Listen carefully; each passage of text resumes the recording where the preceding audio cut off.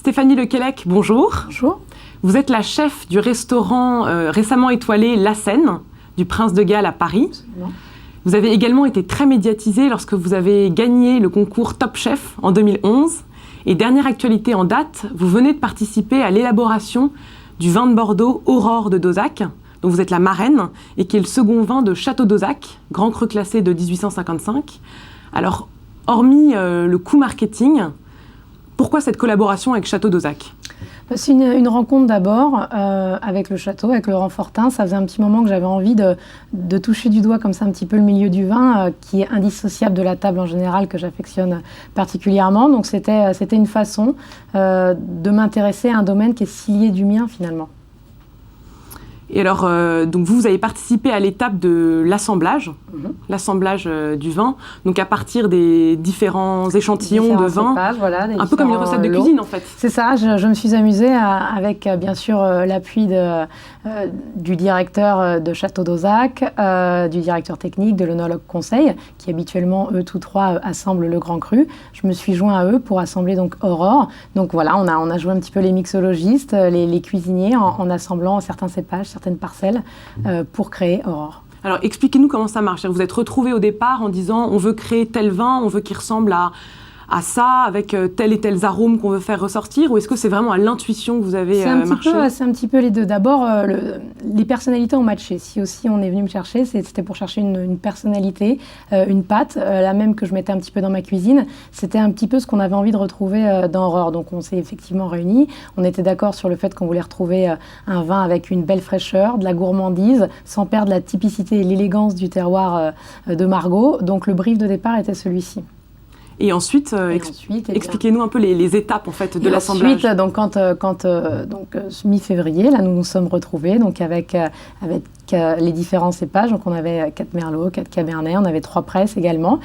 D'abord on goûte tout individuellement chacun. Donc voilà, on avait plusieurs verres chacun, on goûte tout, on mémorise, on note beaucoup de choses, les premières sensations, parce qu'on cherche une émotion là. On cherche à créer une émotion, donc il faut d'abord comprendre celle que nous, on ressent quand on goûte. Donc, chacun individuellement, dans un silence assez religieux, on goûte, etc. Et puis, naturellement, d'instinct, on s'est retrouvés à écarter les mêmes lots, à vouloir retrouver plus de l'un que de l'autre. Donc, tout ça s'est fait assez naturellement. Donc, au bout de 30-40 minutes, quand on a eu fait cette dégustation, on a commencé à assembler, à dire on aimerait avoir celui-ci, celui-là, plus de ça, moins de ça. Et alors là, vous avez créé un vin, finalement, qui donnera vraiment tous ces arômes dans quelques années, et vous avez travaillé sur des vins en primeur en fait. Est-ce que c'est pas difficile justement de se rendre compte qu'est-ce que le vin donnera dans quelques années et de travailler sur des vins qui sont assez abrupts ? Alors je le pensais très honnêtement, puisque c'était une première pour moi. J'étais d'ailleurs comme une enfant, hein. C'était assez ludique de me prêter à cet exercice. Je pensais effectivement qu'on n'aurait pas déjà la typicité, et en fin de compte je me trompais, parce qu'on peut déjà noter qu'est-ce que ça va donner, on peut se projeter. Et j'ai envie de vous dire, si déjà c'est très très bon au moment de l'assemblage, s'il est élevé correctement, et Dozac le fera très bien, ça sera très très bon au final. C'est comme un produit dans une recette de cuisine. Si le produit il est très beau à la base, c'est facile de se projeter sur, si on le cuit correctement, qu'on y met une belle sauce et un bon assaisonnement, on sait que ce sera bon. Là, c'était un petit peu ça. Vous sentez le potentiel ? On sent le potentiel tout de suite. Et alors, Aurore de Dozac est le second vin de Château d'Ozac, grand cru classé du classement de 1855 de Bordeaux. Est-ce que finalement, en créant ce second vin, vous avez cherché à vraiment créer le petit frère du premier vin, à faire ressortir les mêmes genres de similitudes dans les arômes ? Pas forcément, et je pense que c'était pas l'idée. Il faut pas perdre le terroir, il faut effectivement pas perdre la signature d'Ozac, mais il fallait pas faire un grand cru en différent. C'était vraiment essayer d'offrir un autre vin avec une certaine fraîcheur. C'est pour ça effectivement qu'on m'a intégré aussi à la réflexion. C'était pour amener un petit peu de nouveau, sans perdre bien sûr la signature de la maison. Et alors, entre préparer un bon plat et assembler un vin, quelles sont les similitudes, les différences ? C'est très très proche d'ailleurs, on en a beaucoup ri avec le directeur technique et l'œnologue conseil, parce qu'on a des métiers qui sont finalement tellement parallèles.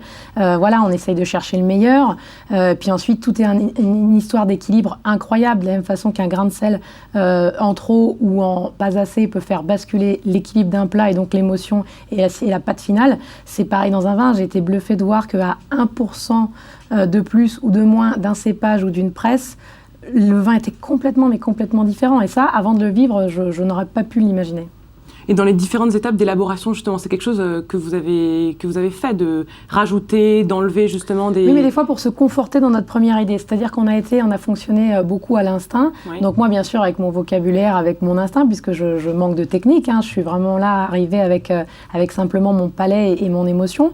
Donc on a naturellement été dans la même direction. Mais des fois, pour se conforter, on s'est amusé à rajouter un peu ou à enlever un peu pour être sûr que notre direction... que vous aviez enlevé au départ. Voilà, des lots qu'on avait des fois un petit peu écartés d'instinct au départ. On a dit, bon tiens, par acquis de conscience, on va peut-être quand même rajouter un petit peu de ça, voir si ça va rapporter un petit peu de corps, un petit peu de structure, un petit peu de fraîcheur. Et finalement, non, on est resté sur notre idée de départ qui était déjà très belle. Et alors, le vin de la semaine maintenant, est-ce que vous pourriez nous faire part d'un de vos coups de cœur, une bouteille à moins de 15 €? Alors, une bouteille à moins de 15 € en coup de cœur, on va aller ailleurs qu'à Bordeaux. On va aller dans l'Hérault sur un vin de Pays d'Oc, pas une AOC, mais un vin de Pays d'Oc qui est le domaine L'Écresse, sur un millésime 2011 que j'ai moi dans ma cave personnelle en ce moment. Et c'est le vin des copains, c'est le vin que je débouche volontiers avec une très bonne côte de bœuf parce qu'on est sur des tanins soyeux, sur de la gourmandise, sur du fruit très mûr. Et ça, c'est des vins qui me plaisent entre copains. Et alors, est-ce que vous pourriez nous dire aussi peut-être le vin Aurore de Dozac, à quel plat ou à quel genre de nourriture il vous fait penser? Aurore, il est tout en élégance et en fraîcheur. Donc s'il me faisait penser à un plat que j'ai actuellement à ma carte, ce serait le homard légèrement fumé avec un petit taboulé et des racines de persil frais et un jus justement de presse au tanin et qui pourrait tout à fait être fait avec Aurore. Stéphanie Lequelec, merci beaucoup. Merci à vous. Quant à nous, nous nous retrouvons la semaine prochaine pour un nouvel épisode des Échos du vin.